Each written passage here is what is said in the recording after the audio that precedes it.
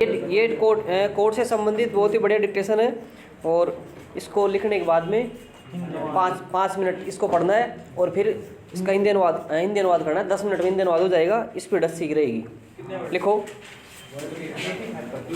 उप सभाध्यक्ष जी, माननीय मंत्री जी ने जिस तरह से यह बिल इस सदन के सामने रखा है उसको देखते हुए ऐसा लगता है कि सरकार इस बिल को जल्दी से जल्दी पास कराना चाहती है, जिससे कि देश के असंख्य लोग इसका फायदा उठा सके। लेकिन मैं नहीं समझता कि इस कानून के पास हो जाने के बाद लोग इससे फायदा उठा सकेंगे। इसका कारण यह है कि जिस तरीके से इस बिल की धाराएं हैं उनसे कई बातें स्पष्ट नहीं होती। खास तौर पर मैं समाज के सबसे निचले वर्ग की बात करता हूँ।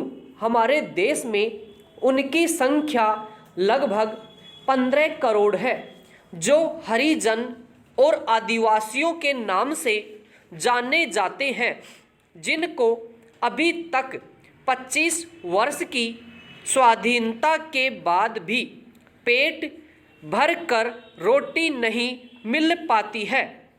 मैं इस बात से सहमत हूँ कि इस देश में गरीबी है, लेकिन उसका कारण क्या है, इस बारे में कभी भी पूरी तरह से विचार नहीं किया गया। पैरा एक और तो देश के कुछ मुट्ठी भर लोगों ने करोड़ों रुपये की संपत्ति अपने हाथ में ली हुई है। दूसरी ओर करोड़ों लोगों को अभी भी जीवन की अनिवार्य आवश्यकताएं सुलभ नहीं है। मैं इस बात का स्वागत करता हूं कि आपने इस बिल के द्वारा जो कुछ इस कानून में परिवर्तन लाने की बात कही है उसके आधार पर कई लोग इससे फायदा उठा सकेंगे। लेकिन देश के सर्वांगीण विकास के लिए इस बात को ध्यान में रखना ही पड़ेगा कि समाज के कमजोर वर्गों की ओर विशेष ध्यान देना चाहिए। मैं इस बात का समर्थन करता हूं कि आप इस तरह का कानून पास करें, लेकिन इसके साथ ही मैं अपने आप से निवेदन करना चाहता हूं कि अभी तक क्या आपने सच्चे दिल से जो इस बारे में कार्य किया है इसकी जानकारी दें। अगर सभी लोग अपने हृदय पर हाथ रखकर गरीबों की भलाई के लिए सोचे तो इस देश से गरीबी सिर पर पैर रखकर भागती नजर आएगी।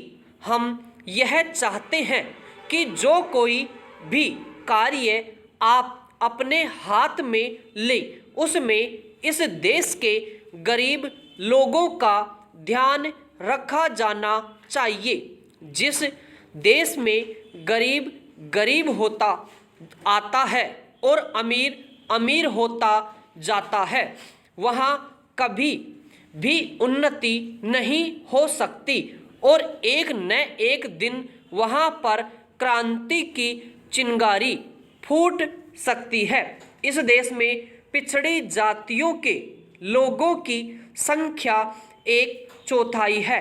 ऐसी परिस्थिति में इस देश से छुआछूत और छोटे बड़े के भेद को खत्म करना होगा। अस्पृश्यता निवारण अधिनियम के द्वारा आपने कुछ हद तक इस देश से छुआछूत मिटाई है, लेकिन मैं आपसे अनुरोध करना चाहता हूं कि इसकी जड़ें इस देश में बहुत गहरी है। अतः जिस तरीके से भी संभव हो उनकी जड़ों को ही खत्म कर देना चाहिए, तभी इस देश में सच्चे अर्थ में समानता और संपन्नता आ सकती है।